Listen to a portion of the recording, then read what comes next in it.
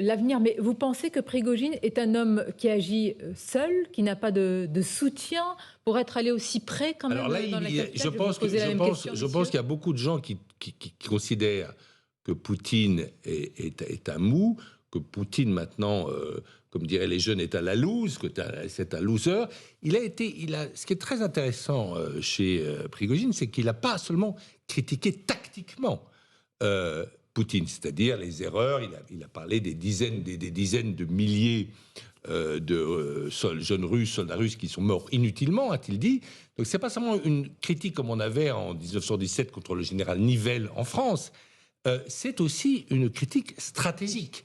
Car dans sa déclaration de hier matin, Prigojine a critiqué l'entrée en guerre de l'Ukraine. Il a même dit que Poutine avait menti à la population et il avait promis, comme vous l'avez dit, de libérer la Russie du mensonge et de la corruption. Évidemment, il n'en a rien fait. Il a perdu. Il va aller se planquer. Il y a un deal.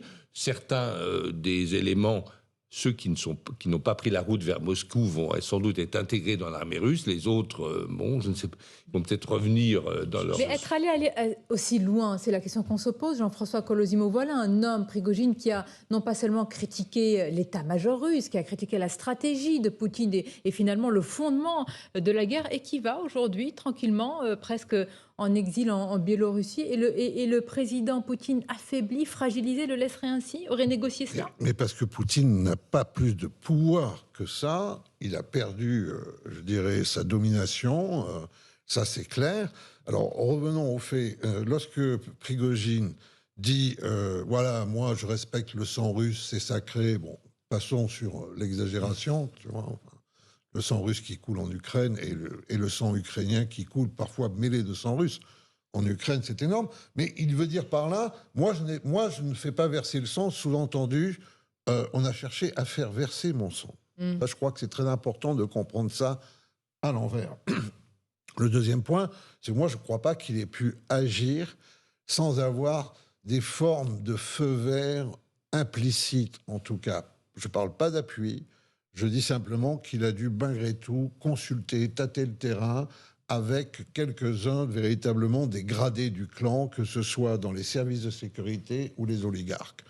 À savoir qu'il a, je dirais, pris la température sur leur lien à Poutine. Et le lien de ces membres du clan à Poutine sont de plus en plus distendus. Enfin, il faut bien se rendre compte que Moscou a toujours été une ville, en fait, facile à prendre, parce que dès qu'on est à Rostov ou dès qu'on est à Kiev, c'est un toboggan pour aller à Moscou, et que, en fait, le pays est complètement dépeuplé de soldats, à l'heure qu'il est, évidemment, entre le front ukrainien, mais rappelez-vous aussi le Caucase, puisque l'armée russe a repris pied dans le Caucase à travers l'affaire du Haut-Karabakh. Le problème, c'est que Prigojine a rencontré un succès populaire.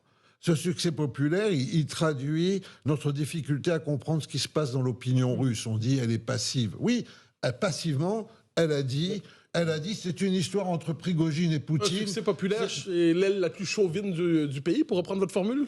Oui, mais pas seulement. On a vu qu'il discute, lorsqu'il est à Rostov-sur-le-Don, il a pris le quartier général du commandement des opérations en Ukraine. Il discute avec des gradés, des colonels, des commandants. C'est ça qu'on n'arrive pas à comprendre. Pourquoi, s'il a un tel succès auprès de ses militaires et de la population, pourquoi est-ce qu'en fin de journée, il lâche l'affaire? Et il lâche l'affaire parce qu'il n'a pas le soutien du véritable appareil de gouvernement, le même appareil de gouvernement qui entoure Poutine. Et parce que pour l'instant aussi, parce que nous voyons ça véritablement, nous sommes concentrés dans ce duel Prigojine-Poutine. Mais il est évident que Prigojine ne peut pas remplacer Poutine. Donc la question qu'il faut se poser, c'est où est le troisième homme qui aurait pu profiter de cette opération, a préféré ne pas en profiter tout de suite, parce que certainement l'affaire n'était pas mûre, mais qui en a d'ores et déjà profité. Il attend dans l'ombre, cet homme. Parce que Poutine est affaibli, considérablement affaibli par Prigojine. Prigojine, c'est un peu dans cette affaire-là, je dirais, l'idiot utile de gens qui lui sont largement supérieurs.